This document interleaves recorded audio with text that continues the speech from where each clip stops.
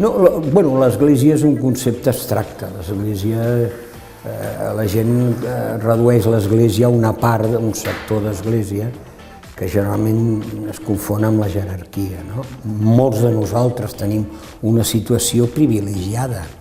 Tenim un estatus encara en països com Espanya d'un cert privilegi. I sobretot el que jo et diria és que hi ha una sensibilitat humana, una sensibilitat pels problemes de la realitat del ser humà. Per tant, la dedicació de molts religiosos als deficients és una cosa que ja porta una tradició. El tabú que us comentava de les relacions afectives i sexuals entre la gent amb discapacitat, no?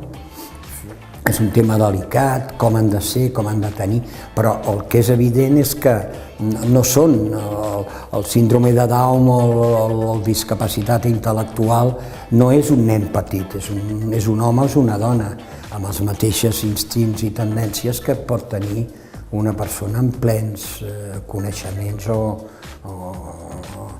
capacitats intel·lectuals. Jo diria que tenen unes altres capacitats.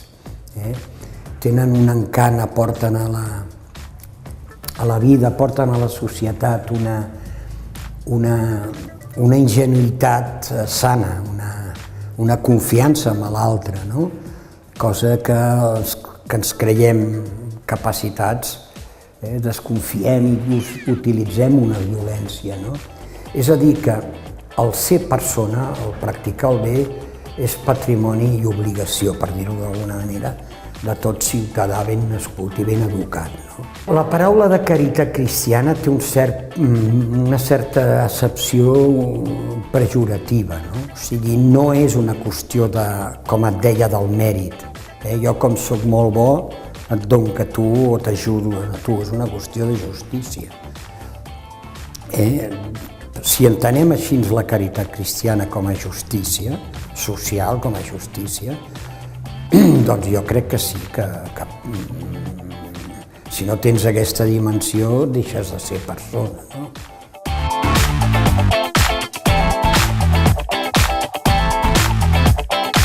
Aniria amb molta gent que admiro i que potser no he pogut conèixer, o aniria senzillament amb algun bon amic, sí, un Vicenç Ferrer per mi era un personatge genial. El vaig seguir amb algunes entrevistes, però no el vaig arribar a conèixer. Amb el Flavià, o amb el Fede Sardà, o amb en Denzo, amb el Serrat. Sí, per dir noms que la gent coneix, però també, vull dir, jo tinc amigues que em ve molt de gust anar a fer un tallat.